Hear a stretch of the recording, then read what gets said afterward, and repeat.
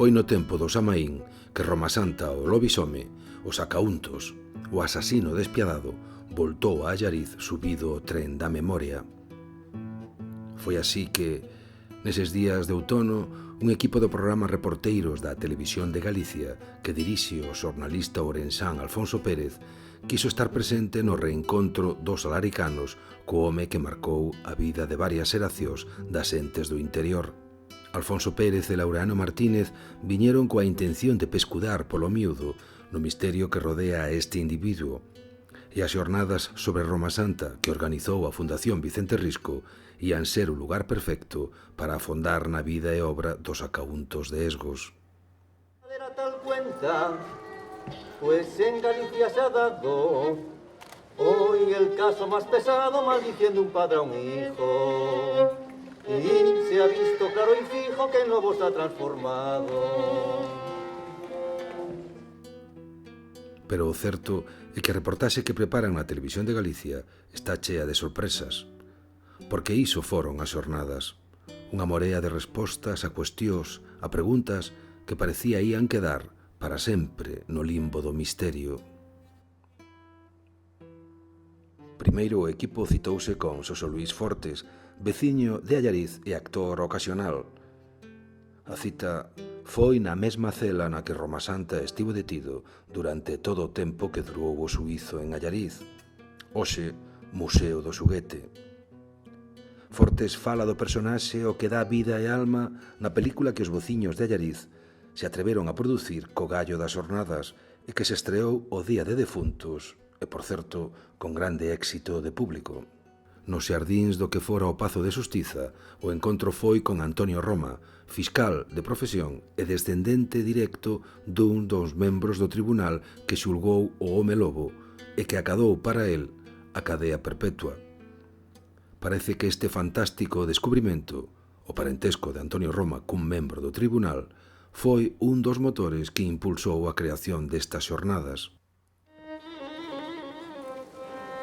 En Galicia ya se ha ido, a Castilla se venía, con otros en compañía, en esta no le habrá lido. Ay, Escalona en su partido, que es provincia de Toledo, allí sus tres compañeros la acusan de criminal. Xa de camiño á Fundación Vicente Risco e sabendo que Antonio Roma implicárase na creación do guión da película que protagonizaron os veciños, Alfonso Pérez e Laureano Martínez tiñan acordado un encontro con Félix Castro, abogado e antropólogo, e foi aquí onde comenzaron as sorpresas.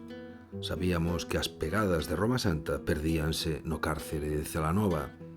Pensábamos que o destino de Roma Santa quizás fora...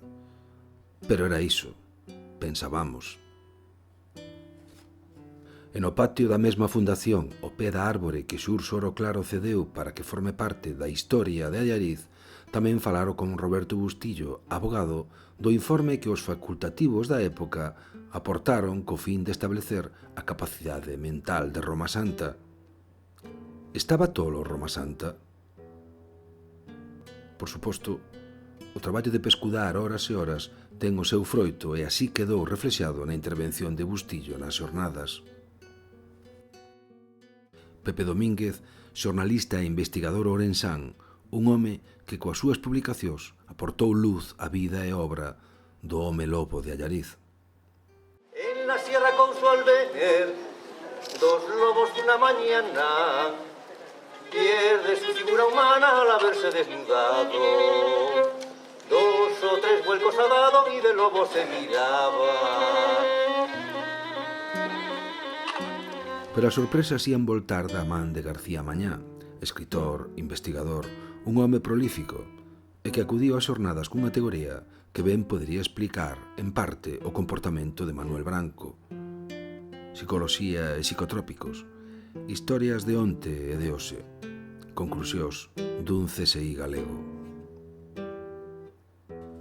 E por fin en Santa Baia de Abola o encontro con Pedro Lea, director de cine, case que un mito, o home que dirixiu aquela película dos anos 70, El bosque del lobo, e no que José Luis López Vázquez Era o Romasante de Esbos, o asasino tolo e miserable que se volvía lobo.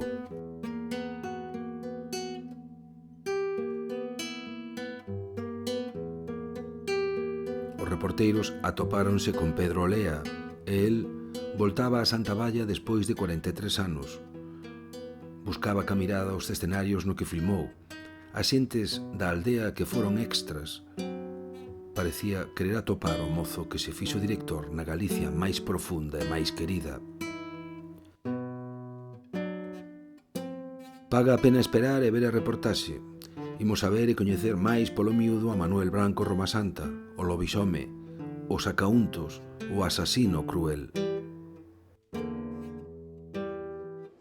Cuando hombre llegó a ser, toma oficio de tendero, y de un pueblo a otro ligero va con su tienda a vender.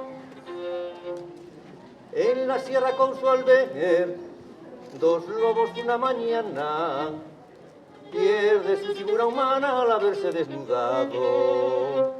2 o 3 vuelcos ha dado y de lobo se miraba. Iba engañando a la gente